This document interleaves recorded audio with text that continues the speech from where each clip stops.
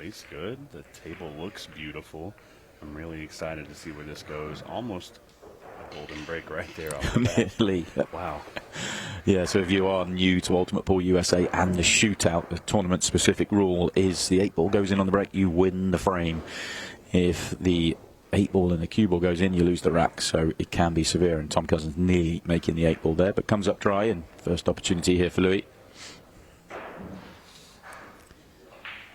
And Lou's a great local player here. This is his home pool hall, home bar. And I know he was excited to get in, but that's a rough start there against somebody like Tom Cousins. Yeah, a little bit of an edgy one, that, for me.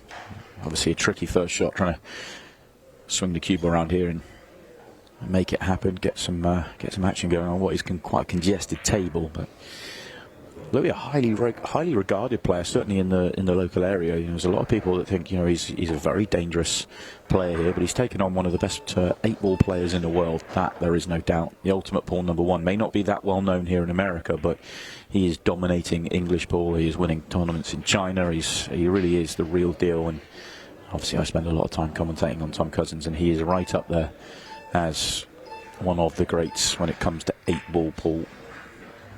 And I've noticed after the first event that he was here in Colorado, he looked a little uncomfortable his first few matches out there in Colorado, but he looks so much more comfortable. He's been on a little bit of a journey himself. He's looking in better shape, and I know he feels better. I think he's primed for a really, really good run, especially not just this event, but possibly for the remainder of 2025 here in the U.S. Oh, absolutely. Well, we should see plenty of him in 2025. The full schedule to be announced by Ultimate Pool USA by the end of the year. But, I mean, he's just so dangerous. And we talked about him at the start. They're top and bottom of the draws, which is nice. They were in the final the last Shootout, but Justin Bergman and Tom Cousins, to me, they are Tom's the favourite to come through the top half, and Justin's the favourite to come through the bottom half. And they are the two big standouts. Yeah, they're definitely the favorites, but the field itself is just so strong. Ricky Evans, I'm a huge fan of. I didn't know his name before Kansas City, and now I do, and I'm a huge fan of him.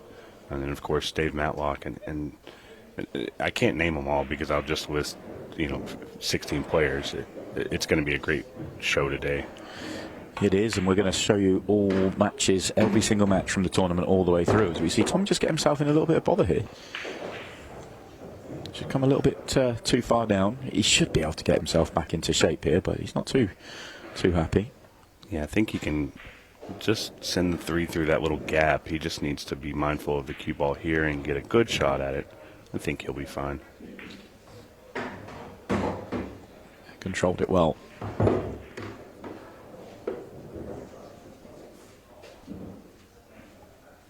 Our first rack of the day is just seconds away from Tom Cousins taking the lead. Yeah, really going to punish the mistake here from Louis DeMarco, who had first chance in this rack and misses his first shot, and Tom does the rest. I think that's probably why he came a few days early to dial that in and get himself ready. But anyway, it's not him at the table right now. It's Louis DeMarco with an opportunity on this break, but he's going to be dry. Yeah, and that's not a great situation there. There's a little bit of trouble at the top end of the table, but we'll just have to see how that all pans out. I'm stuck because the table looks so nice. I'm really in love with that table.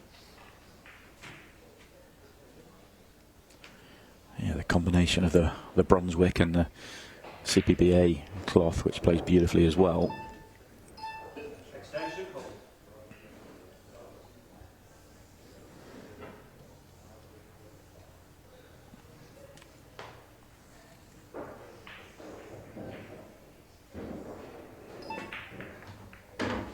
Not quite come out as he would have liked. Yeah, he wanted to take care of that issue at the top of the table, and he had a good plan going in, but he got an unfavorable kiss off the 14. The 7 ball's in a really nasty spot.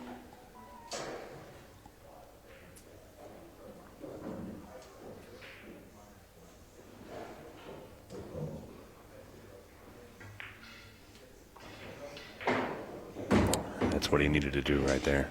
Yeah, gets it absolutely on point, that touch there.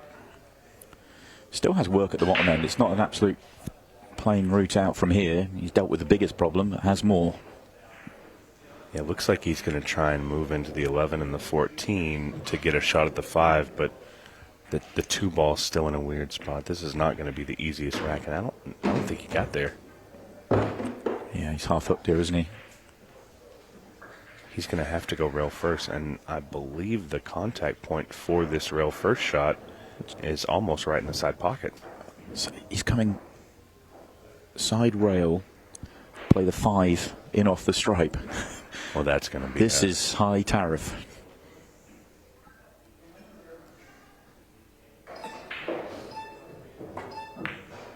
Oh, he made it clean, but oh, that's brilliant. That is absolutely fantastic.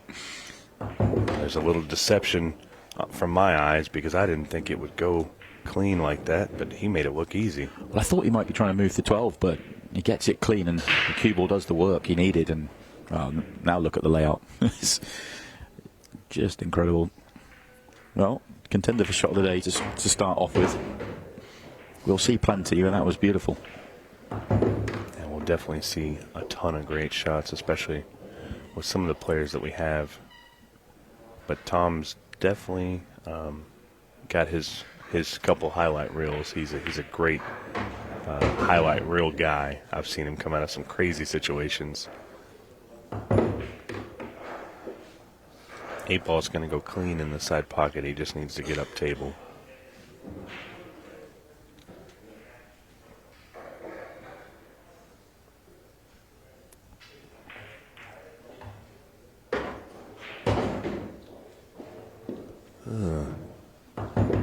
Well, this is a interesting shot. I thought he would go much further up and have a clean shot on the side.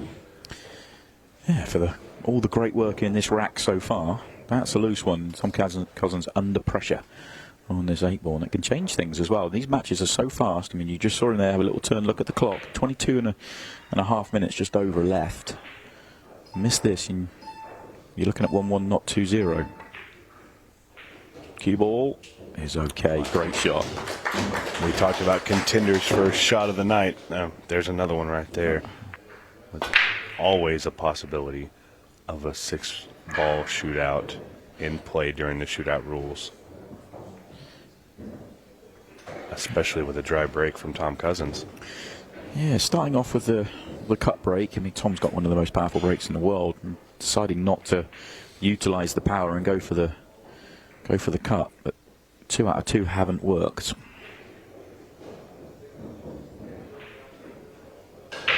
Lou's a very mindful player. He's going to dissect the table before he shoots, but he can do it quickly. He has a very quick mind for finding the run out.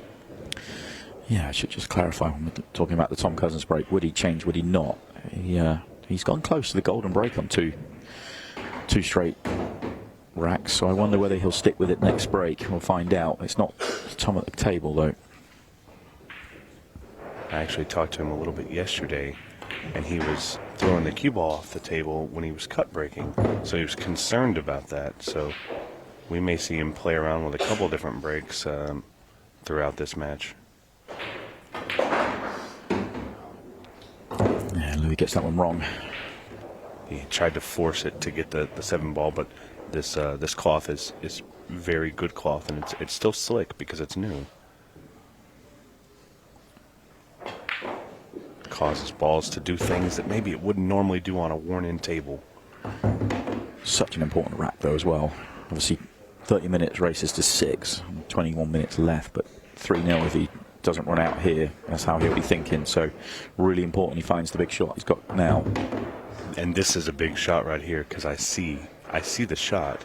You got to play the combo on Tom's ball and try and make your 1-ball, or try and play the loss of turn, but I don't think the loss of turn is anywhere safe. Tried to be creative and not quite worked. He's actually not far away from making a brilliant shot there. Yeah, if he comes just a little lower, makes the 1-ball, he's in a phenomenal spot to get out there. So don't think it'll be a straight counter here from Tom. Play the loss of turn. Try and use the balls in the middle to hook Louis and come back to mop up next visit. He's got to take that one ball out, because then if he does have an uncharacteristic miss, that 7 ball's in a rough spot. Oh, he plays it in a brave way for me. He could have played the 10 on and got the cue ball to the middle of the bottom cushion, but he didn't want to risk leaving a bank shot and plays it in a slightly braver way, but gets the reward by playing it perfectly. Well, if you know anything about Kentucky, these guys love to bank. I've heard. What they're famous for. Some of the best bankers in the world have come out of Kentucky. Great shot. And Lou is definitely one of those guys. So he would have tried to fire at the bank, and I got to say, he would have been a favorite to make it. But he's tied up the 9 ball here. It still has a pocket, but it's going to make it a little bit tougher to get to that spot with where the 8 ball is. He doesn't have a clean shot. He could play another loss of turn, but I think it would be too dangerous. So I think we'll see him go here, because it's only playing one short position. Yeah, I don't think he'd want to leave that 8 ball there with the 10 ball covering the pocket. Yeah. It makes the pocket huge. Yeah, with you. There's a good shot. Plays into it rather than the short position, but absolutely perfect. And there's generally always one key to unlocking that run out, and that was definitely the key there on the back end of this. He should clear up.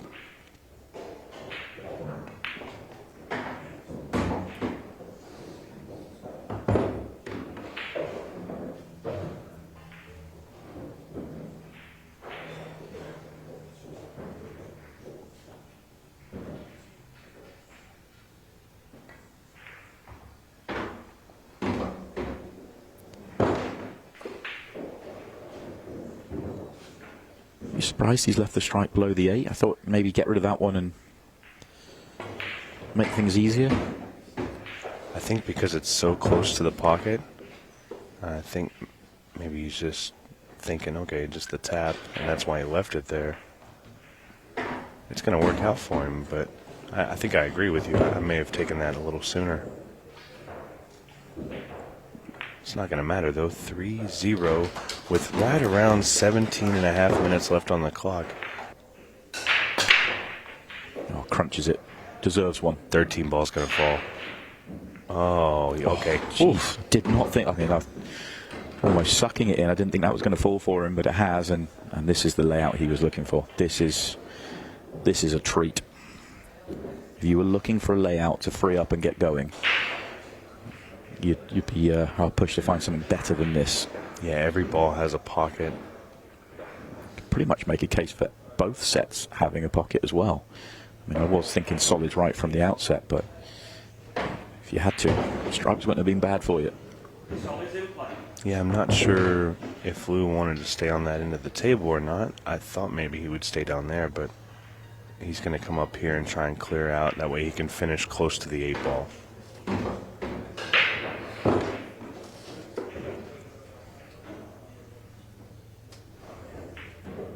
Now this is something I don't like, Simon. I don't like leaving the 7 ball to get down table, because you can make a mistake here.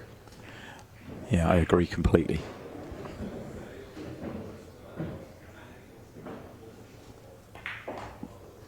Our referee's keeping it close. Now, he played a good shot there, but does he have the angle to cut it? I don't think he does, so he's going to have to reroute. It almost, for me, needs to get on, needed to get on the 7 early after the first shot. You know, if you couldn't quite get their first shot, you get their second shot. Once that ball's out the way, your work is done. And again, I would want to be on the 7 next. Has he come far enough? I think so. Yeah, he definitely has. So it may work out for him, but it's not been easy. I think if he's not on the 7, it's not the end of the world. You can clip the 6 in, come across right-hand side of the table, and then the natural line works. But this does make it easier. He played that shot so good. If you look at the contact on the 11, so many things could have gone bad with not being able to see the 6 afterwards, and he hit it really good. Yeah, and once again, just having to jack up a little bit. And this is exactly what DeMarco needed. That's coming up match 5. Yeah, he's a great kid, and I was here a couple months ago for to hang out and watch some other matches that were going on, and me and Hayden had a chance to catch up, and I was telling him about, the shootout and all this stuff, and he was excited. Like, he really enjoys 8-ball. That's definitely going to be a good one. And Greg Hogue, some people may know him as Spanky.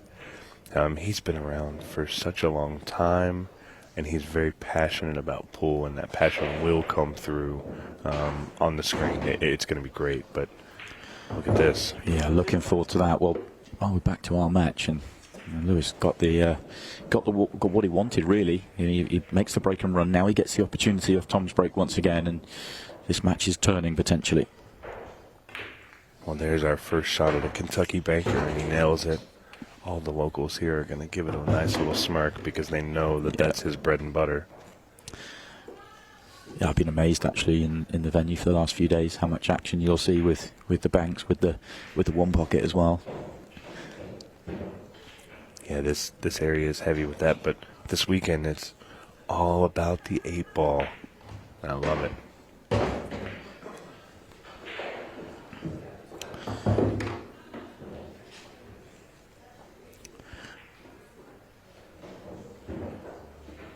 Yeah, he's going to have to. He's got one shot to play here.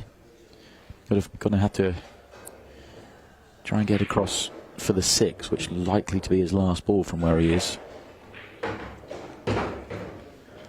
And that isn't absolutely guaranteed.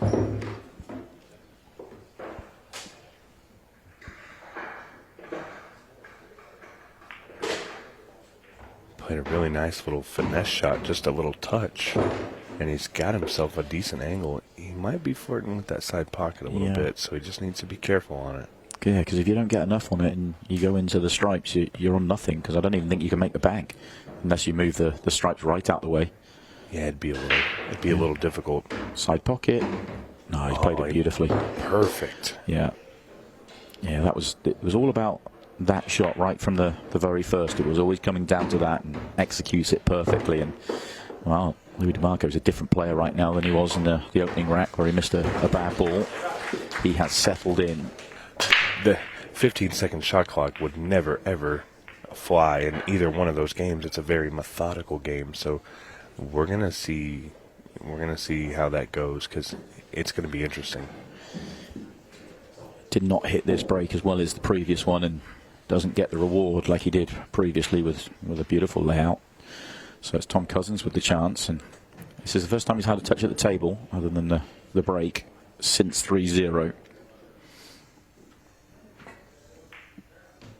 That's a big shot right there. Moving that 14 ball was detrimental to being able to get a good run out here.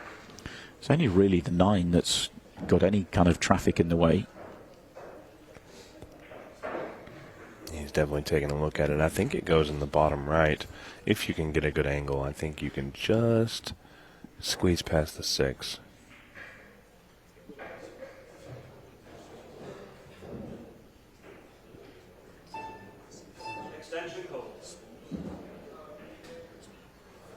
And we are just minutes away from that 15-second shot clock.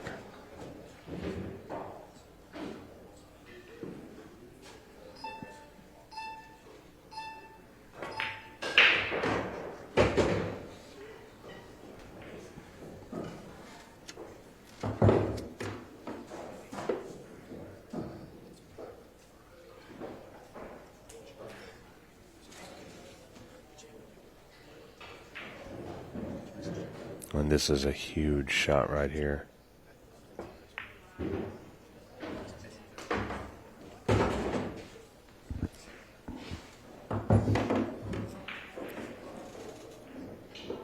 I don't know if this is what he wanted, but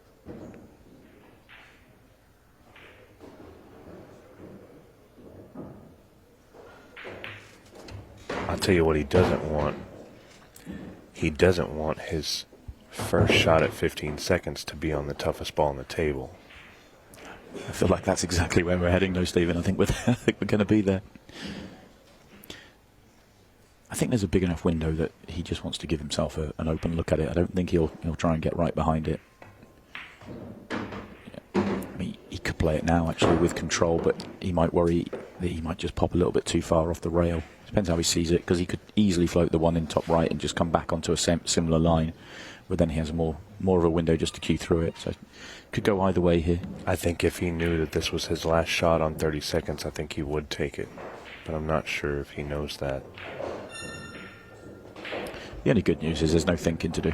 He knows he's going to get the shot he's got. There's no thinking to do. It's just a case of, I mean, and to be fair, he couldn't land too much better on it than he has. Yeah, that was this really is, good. This is as good as it gets. He'll be happy with this.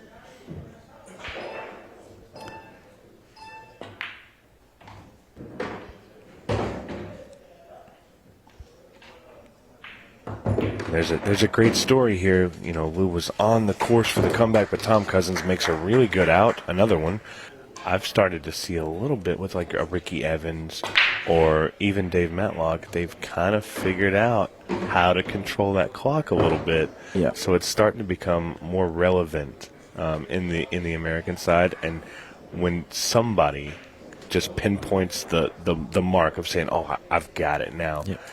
You'll see it spread like wildfire, and people will utilize the clock to their advantage, which is part of the game, and it's great. And it makes it fun. It's a completely new, fresh part of the game, and as we see Tom get to grips with his break just a little bit here. And I was here for the Ultimate Pool League, so a couple of nights ago, as we see Tom make the decision to pull back. That is clock management there. But I was chatting to some of the players from the Ultimate Pool League a couple of nights ago that we had here in Rail Yard, and one of them was saying to me that he wasn't sure about this new clock management and the 30 minutes and how it plays out, and it feels a bit unfair when somebody's in front and they decide just to take their time, their full clock allocation.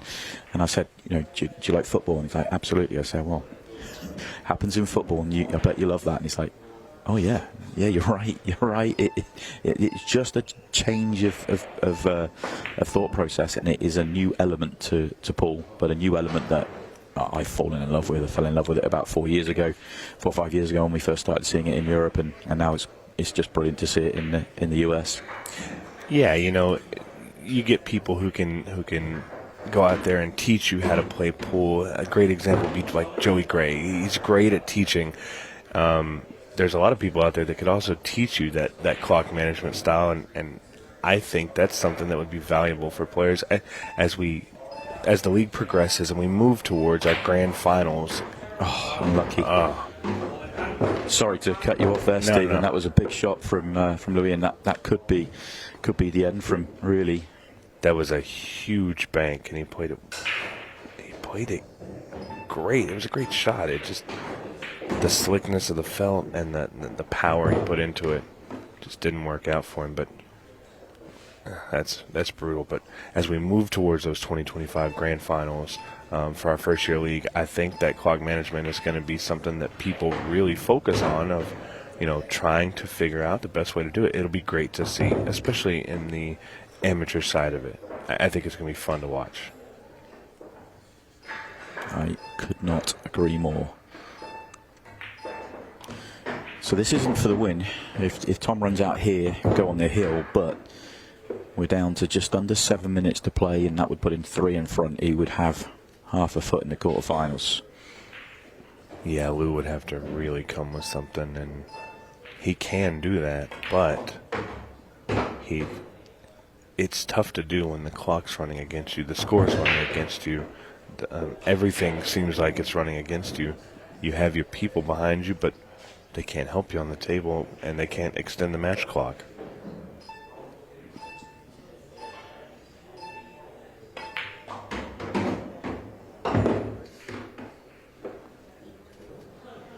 Might have come a little straight here.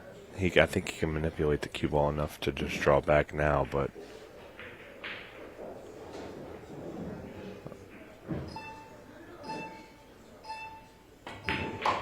yeah, that's a good shot.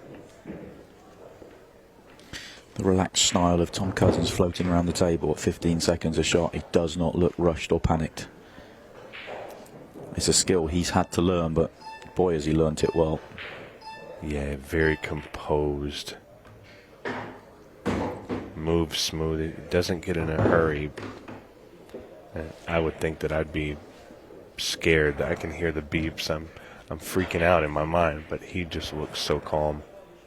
And this time he just takes the extra few seconds. He's waiting for the beeps just because this is the clock management. And he spins the cue ball up the table, and that just adds an extra, 2 seconds to the clock as well. It's a jam-packed weekend full of pull action that you're not going to want to miss. Gets this one flushed. Comes across it just a little bit. You can see the spot still spinning, so he's going to have to wait a second or two. And not the greatest layout at first glance. Well, that cue ball just seemed like it spun for an eternity. Yeah, and the 9. I felt like neither were going to stop. Okay. Oh, no. I'm not sure he could quite get to the potting angle. Maybe a little bit rushed. 15 seconds a shot. We talked about it plenty. He's not got the experience at it, and obviously the layout required some work at the top, and gets their first one wrong. I think he tried to spin that in rather than it going clean. Could he get to the angle? Yeah, probably could. I think he could have. I think he felt rushed. Yeah. That's what you see with a lot of people when they've never played. They don't wait for the beeps. The beeps should be like a guideline to tell you, hey, you still have a little bit of time, but some people, it jars them. It's like, oh, they got to jump into it, and they make a small mistake that costs them the game, the match, everything. So we're down to 4 minutes left. But Tom runs out here, takes the clock out of play. It is a case of if the clock runs out, whatever the score is the score. The frame won't finish. It does end the match. But if Tom gets to 6, it ends the match just in the normal fashion. Yeah, I'm pretty confident that we're not going to see that clock finish out. I think He's still got half a shot to play, though. But I feel he shouldn't have an issue with it. This is going to be a nice little shot here. Decides. I thought he could play the ball and just bump the 9 out the way, but not to be.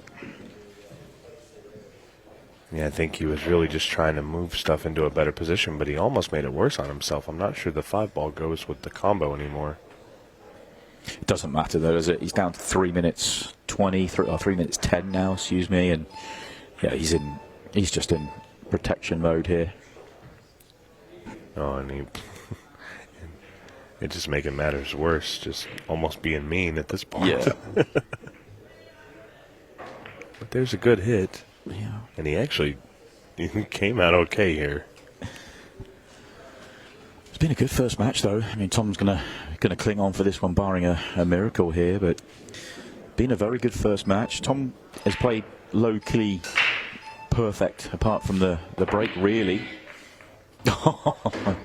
And can you believe that? Wow. Well, I don't know if that's going on the highlight reel or the fluke reel, but it was definitely interesting there. Might be the fastest I've ever seen Tom move.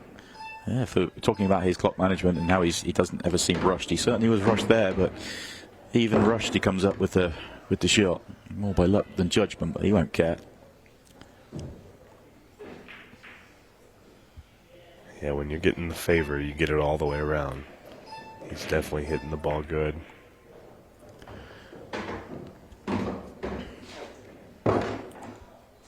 And I think, as we expected, the clock will not run out. He's got a nice shot on the 7 ball here, and we'll have a clean shot on the 8. Unfortunate for Louis DeMarco making his debut, but Tom's going to win this one.